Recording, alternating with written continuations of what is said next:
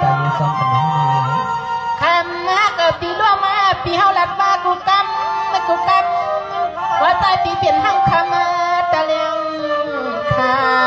ฉันจะวันใจปิ่นเก็บอันเดอใจปีหาห้องรวมห้องน้ำห้องสวดห้องกำปล่อยใจปล่อยเนื้อเทว่าใจปีปล่อยเป็นห้างเรืองห้างรางอ่อนเป็นก้อนน้อลูกมีปิ่นเก็บอันเดอใจปีหามุนปล่อยใจปล่อยเนื้อวันในปี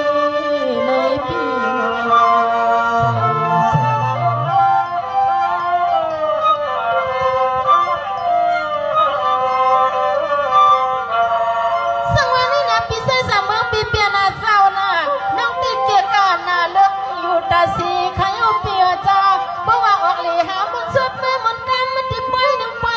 ลายนอนเสียงนึงซุ่มใส่นอน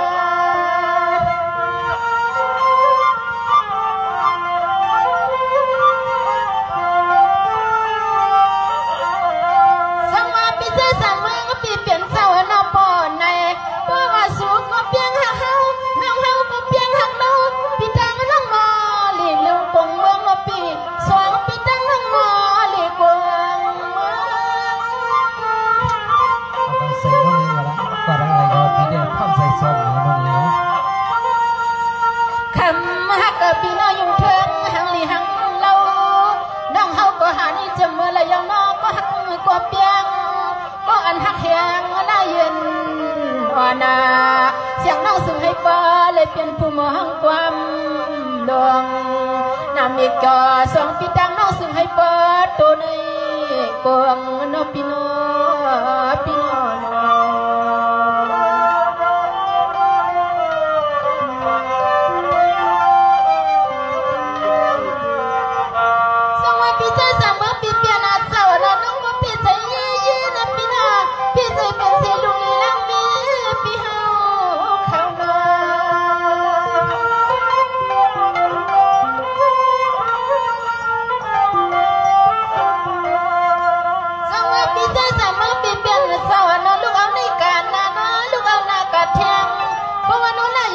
เสียงน้องเศร้าตีหันตีปีกำมกับยอปล่อยวันในคนน้องลายนอนเสียงน้องไปปันปีเฮาเสียงน้องเตะสมเศร้าตีหันตีเลยเห็นเสียงอูเยสาทุยอนสู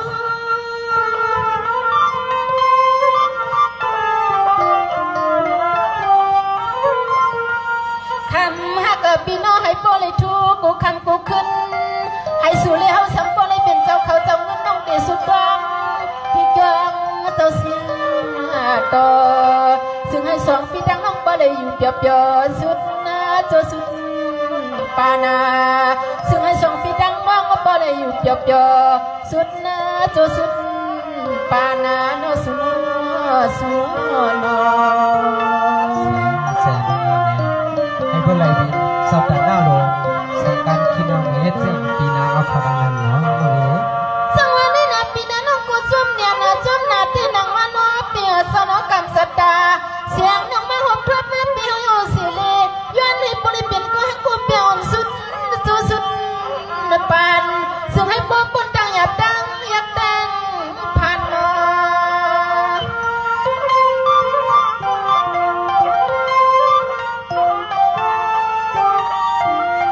ด้วยลูกคำหักปีโนปลิงสักที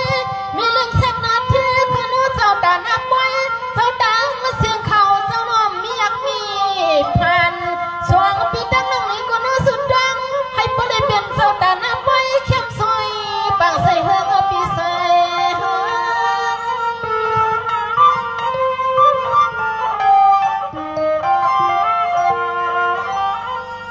ไว้เปียเจ้าเมืองตั้งยันปีเฮาสังเศร้าไม่เปลี่ยนไว้เมืองผัดเมืองแม่ปีเปลี่ยนไว้เมืองเจ้าอันหูกันพลาตาลาหูป้ากูไป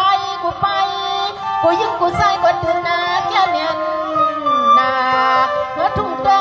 มืองตั้งยันในมันแก่เนียนนาเสียงน้องเฮาในมาสั่งเศร้าอยู่ซื้อบนกันหน้าเย็นลายนอนเสียงน้องเฮาปนดังหยาบดังมันตุกดังเปลี่ยนโยปี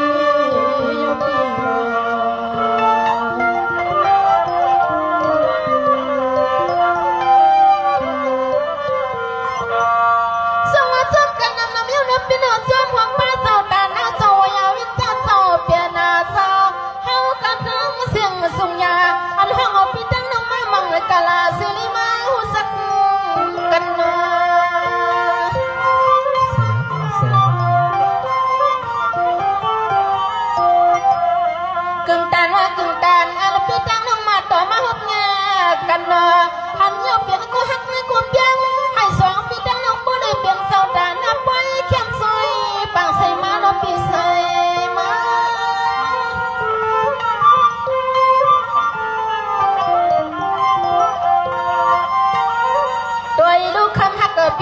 เป็นเสาลวดหน้าเจ้ากาเจ้าตาหน้าปล่อยก่อนมันช่างซอยกูตังขาน้องขานั่งก่อนน้องสุดตัว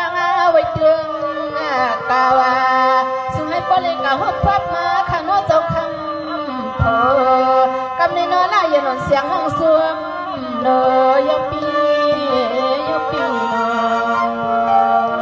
พอครั้งในพี่ใส่สังเมืองในน้องก็ฮักปีที่ก็ฮักเงาโยในปีปนนั้นก็ให้จังฮักหาในป้อเลยทุลียอดฮัตติไปอันนั้นในปีฮัมเมือนะปีนอสมาน้องนี่นะบ้านในดังสู่ดังเฮาผู้เฝ้าความสัมพันธ์